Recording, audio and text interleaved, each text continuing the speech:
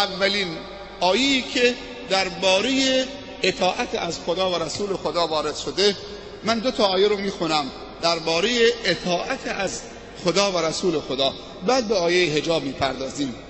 خداوند در محکم تنزیل میفرمایند: اعوذ بالله من الشیطان الرجیم و ما کان لمؤمن ولا مؤمنة اذا قضى الله ورسوله امرا ان یکون لهم الخیرة من امرهم و من یعص الله و رسوله فقد ضل ضلالا مبینا. این آیه خیلی واضحه، میگه که انسان مؤمن و مؤمنه، چه مرد مؤمن و چه زن مؤمن، وقتی که امر خداست و خدا و رسول خدا مسئله رو قضاوت میکنن و فیصله میکنن، دیگه انسان مسلمان و مؤمن، چه مرد باشه چه زن باشه، حق اختیاری دوم غیر از انتخاب و اختیار خدا و رسول خدا و قضاوت خدا و رسول خدا، حق قضاوت و اختیار و انتخاب دیگر ندارد.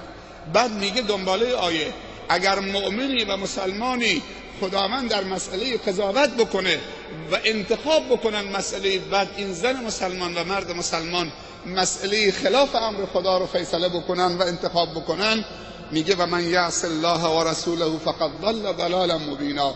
کسی که در اوامر خدا و رسول خدا بیان دخالت بکنن و تغییر بدهن و عصیان خدا و معصیت خدا و رسول خدا بکنن، آگاه باشی که محققاً در گمراهی آشکار به سر میبرن. اونها گمراهن به فیصله خدا و رسول خدا، اونها گمراهن و از گمراهان هستن و هدایت از اونها سلب شده. کدوم زن مسلمانی و مرد مسلمانی میخواهد که خلاف امر خدا و رسول خدا عمل بکنه که خداوند هدایت رو از او سلب بکنه، با انتخاب خودش هدایت خدا رو پس بزنه و گمراهی را به جان و دل بخرد؟ هیچ کدوم از ما، از خواهر مسلمان و برادر مسلمان که 4 زن در ارتباط با تو هست، مادرت، همسرت، خواهرت، دخترت، 4 زن در ارتباط با تو هست، مادرت، خواهرت، همسرت، دخترت. پس اینجا اون مرتبط به توست. اگر اون کوتاهی کرد تو باید تذکر بدهی.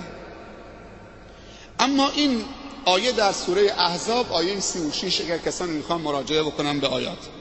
اما آیه بعدی در اطاعت از امر خدا و رسول خدا: فلا و ربک لا یؤمنون حتی یحکموک فیما شجر بینهم ثم لا یجدوا فی انفسهم حرجا مما قضیت و یسلموا تسلیما. سوره نساء آیه 65. این آیه چیه؟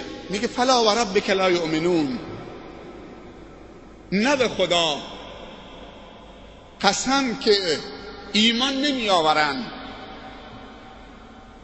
مسلمان‌ها و مؤمنین، به ایمان نمی رسن تا اینکه خدا و رسول خدا را حکم و صاحب فیصله و قضاوت در اختلافاشون قرار بدن، در مسائل اختلافیشون قرار بدن. حکم الله باشه، قاضی الله باشه، دو کسی که حق داوری داشته باشه خدا و رسول خدا باشد.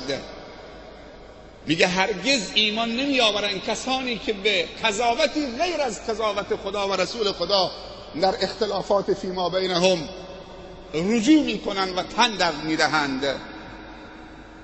ثم لا یجدوا فی انفسهم حرجا مما قضیت، نه اینکه به ظاهر تسلیم بشن اما در باطنشون ناچارن احساس ملالت بکنن.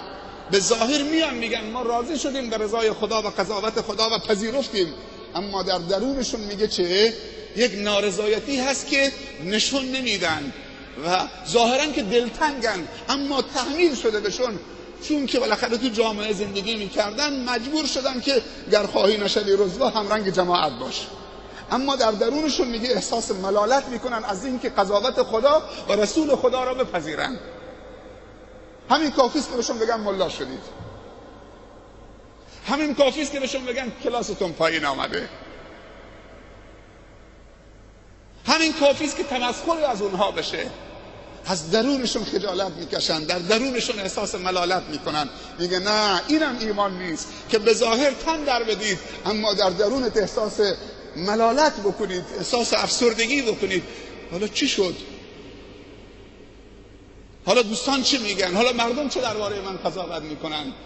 میگه با سربلندی و رضایت خاطر و اطمینان کامل از درونتم شاد به رضای خدا، این که تو حکم خدا و رسول خدا را پذیرفتید. بذار مردم هر چی میخوام بگن. ثم لا یجدوا فی انفسهم حرجا مما قضیت و یسلموا تسلیما. و امور زندگیشون، در همه مسائل زندگیشون تسلیم خدا و رسول خدا بکنن. اون زمان مسلمان واقعی و اون مسلمان رشد میکنه و اون مسلمان با برکت میشه و اون مسلمان توانمند میشه و اون مسلمان مسئول میشه از هر گونه فتنه و فساد و کید کائدین و مکر و نیرنگ دشمنان و مکاران.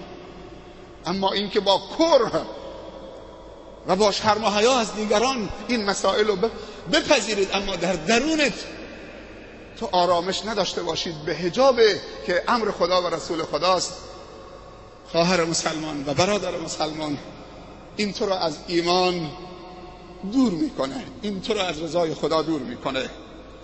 و خداوند زنان را به حجاب کامل امر نموده. این امر خداست، پس باید هم حجابت کامل باشه در ظاهر و هم به حجابت افتخار بکنی و هم در درونت آرامش پیدا بکنی و هم به دیگران انتقال بدی و تشویق بکنی تا دیگران هم با حجاب بشوند و هم درباره تمسخر و نیرنگ دیگران از تو به خاطر حجابت باید استقامت به خرج بدی و مقاومت بکنید و امر به معروف بکنید و نهی از منکر بکنید.